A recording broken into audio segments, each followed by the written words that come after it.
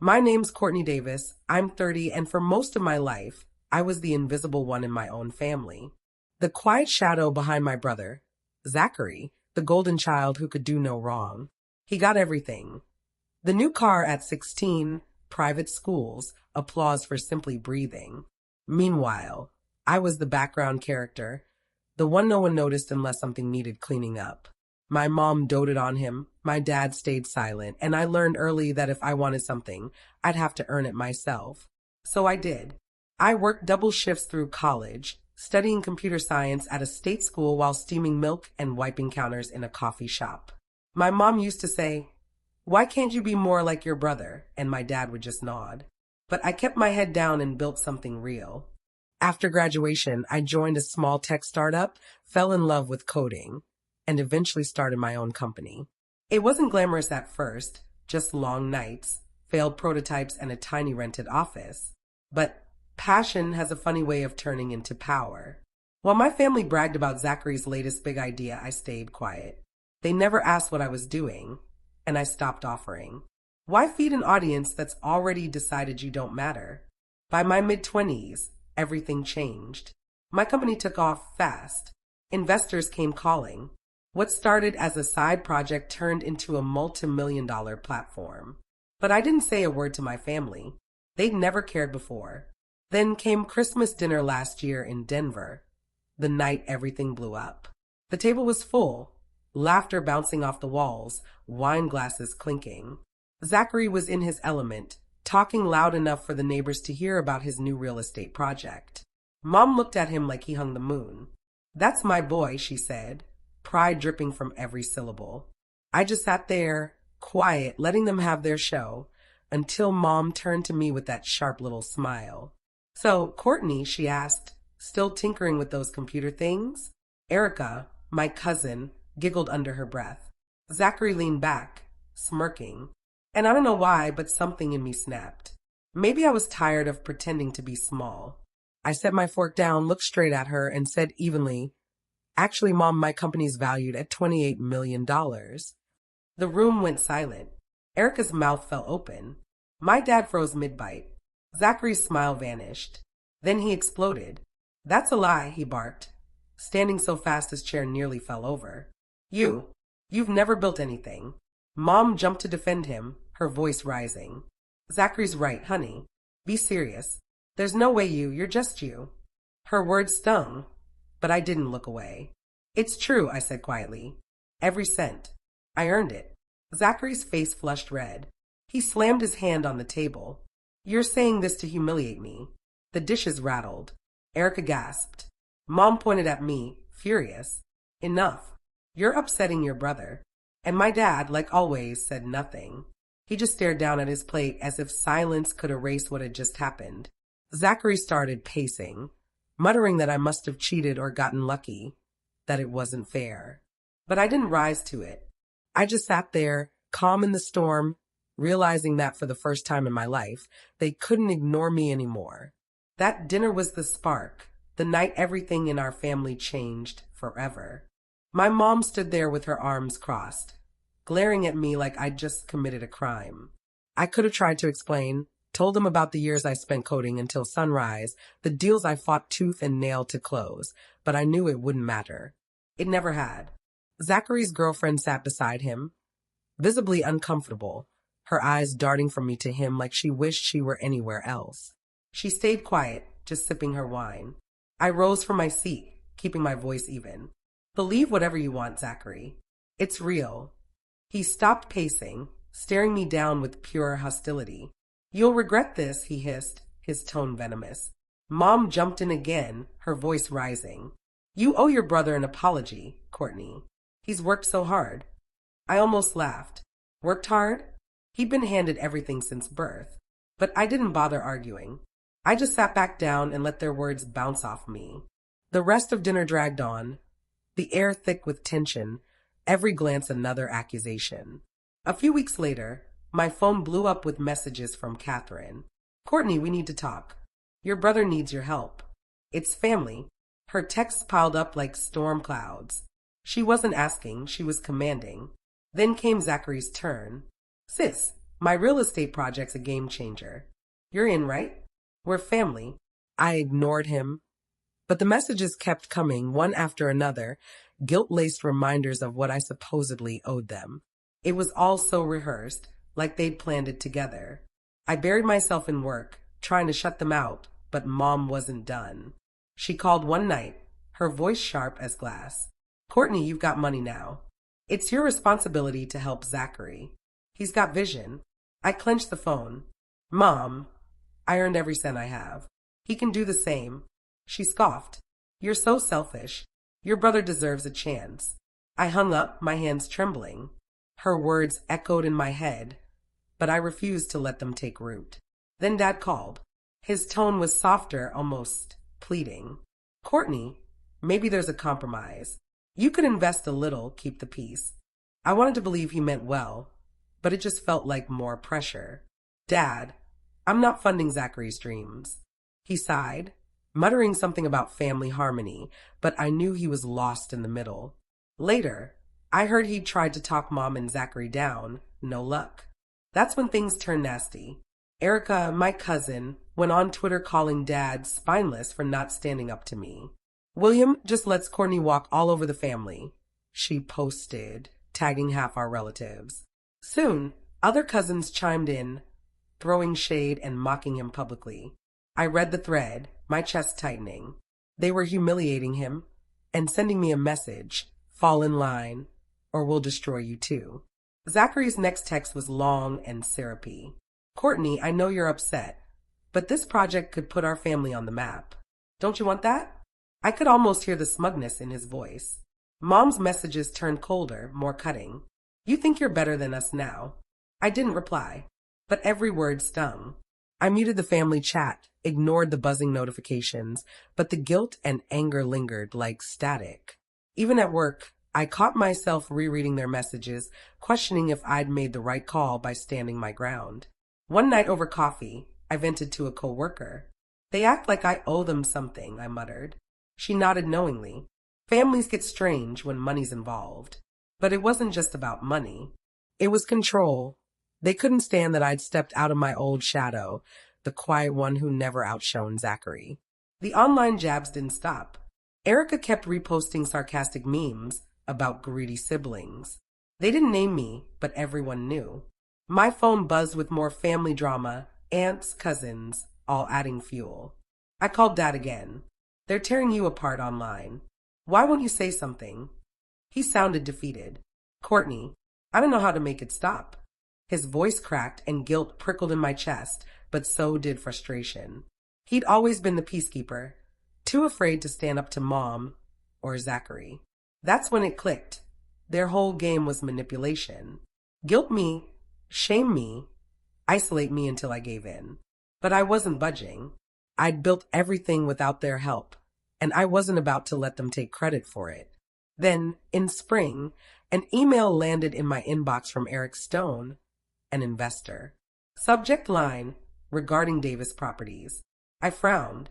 I'd never heard of any Davis Properties. The message was polite, but urgent. He wanted to discuss my involvement in a real estate venture Zachary was pitching. As I read on, my stomach dropped. He mentioned a proposal listing me as a key partner, supposedly backing the project with millions. My name, my reputation, used without permission. I called Kristen, my lawyer and close friend. Something's not right, I said, forwarding the email. Zachary's using my name for some real estate deal. She didn't hesitate. Send me everything, she said, voice steady. I dug through my inbox, heart pounding, and started uncovering the trail. The family that used my name. Promotional emails from Davis Properties flooded my inbox, each one boasting my supposed support. One even included a fake bio, calling me a silent investor in Zachary's vision. I felt sick reading it. This wasn't just manipulation, it was calculated deception. The next morning, Kristen showed up at my office, laptop already open, her expression grim. They've formed an actual company, she said, scrolling through state records. Registered in Colorado. Zachary as CEO, Catherine listed as co-founder. And look, she turned the screen toward me. My name and photo appeared all over their marketing materials, tied to my software company's success. They're using your reputation to lure investors, Kristen explained. Then came the real blow. She found emails between Zachary and one of his partners, Eric, where Zachary claimed I had committed millions in funding. It was all a lie, and they'd built their scheme around me. I stared at the evidence, numb. Mom knew, I whispered. Kristen hesitated, then nodded.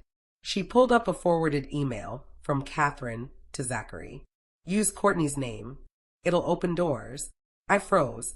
My own mother orchestrating it. Her constant talk of family loyalty suddenly made sense. It was never about love. It was about control. About money. Kristen kept digging. She uncovered forged contracts with my fake signature. Documents sent to investors as proof of my involvement. This isn't a misunderstanding, she said flatly. This is fraud.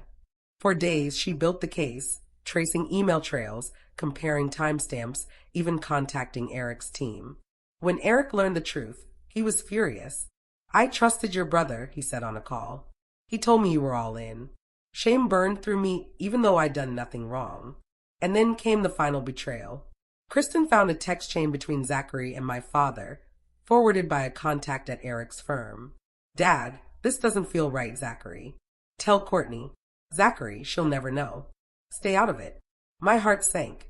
Dad had known and stayed silent. That night I called him. Dad, you saw what they were doing. Why didn't you stop them? His voice was low, almost guilty. I thought they'd tell you eventually. That hurt worse than anything Mom or Zachary had done. I sat in my office long after dark, surrounded by evidence, emails, contracts, the Davis Properties website splashed with my name and photo. Betrayal from every direction. Kristen rested a hand on my shoulder. We've got enough to expose them, she said softly. But you need to decide what happens next. And I knew. Enough was enough. That summer, I decided to end it. Kristen and I compiled everything, the forged contracts, the fake emails, screenshots, filings, into a dossier that could destroy Zachary's entire operation. Kristen sent it to Eric first. He was livid but grateful. This is airtight, he said. I'm pulling my investment and alerting my partners.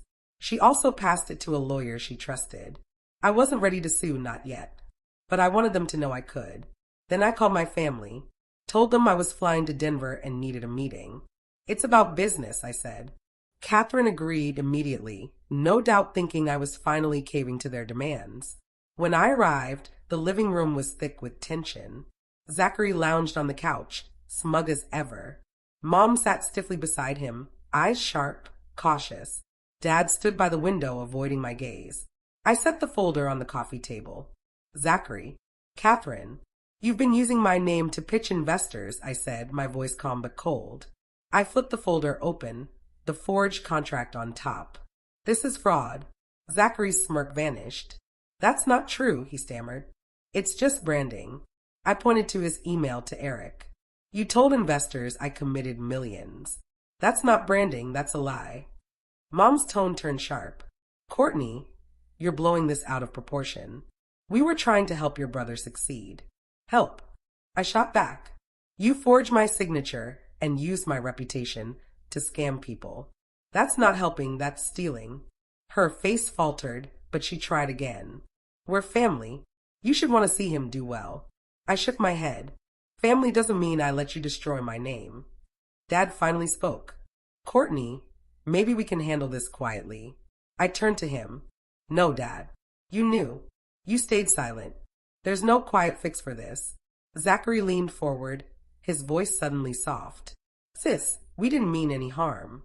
Let's just make it real. Partner up. We can do this together. I almost laughed. You want me to legitimize your fraud? I slid the dossier across the table. Eric's already out.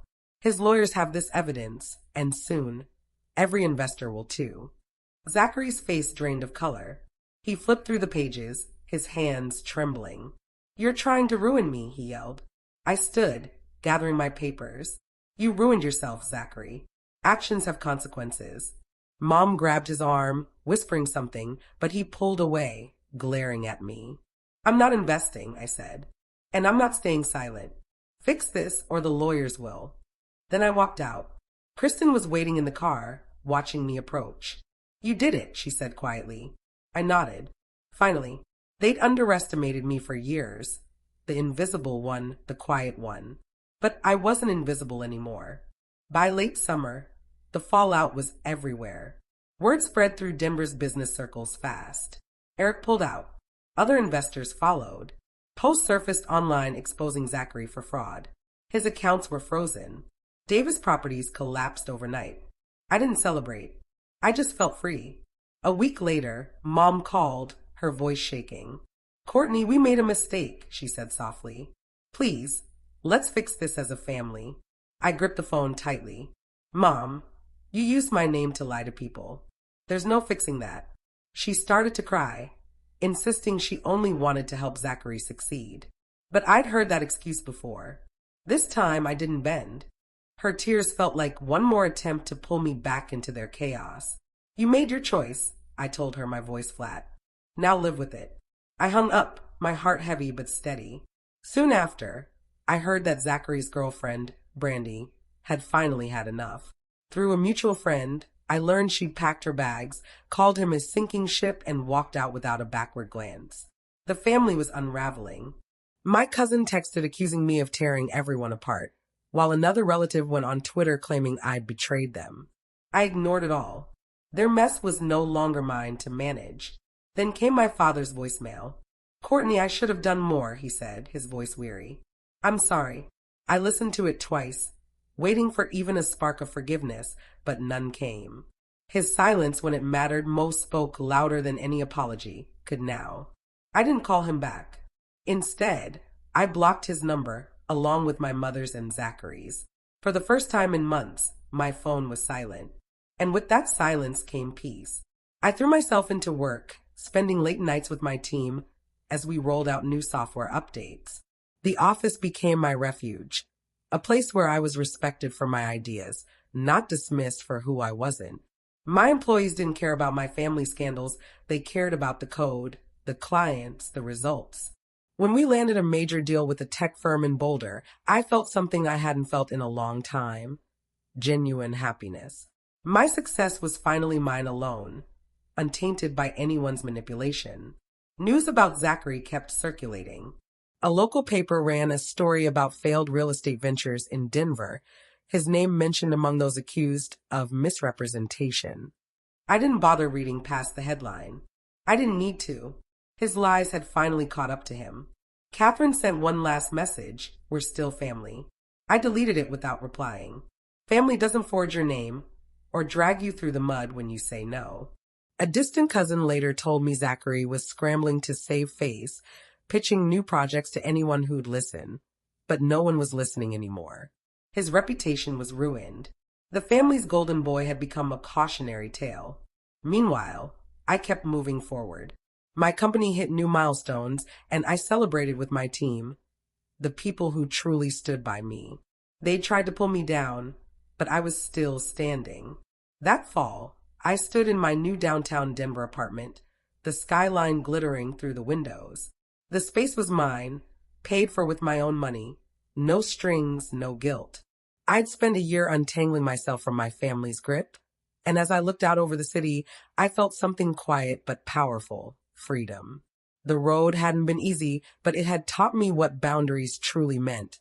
How to stand my ground, protect what I'd built, and recognize manipulation for what it was. I once believed family loyalty was unconditional, but I've learned that loyalty isn't about blind devotion, it's about respect.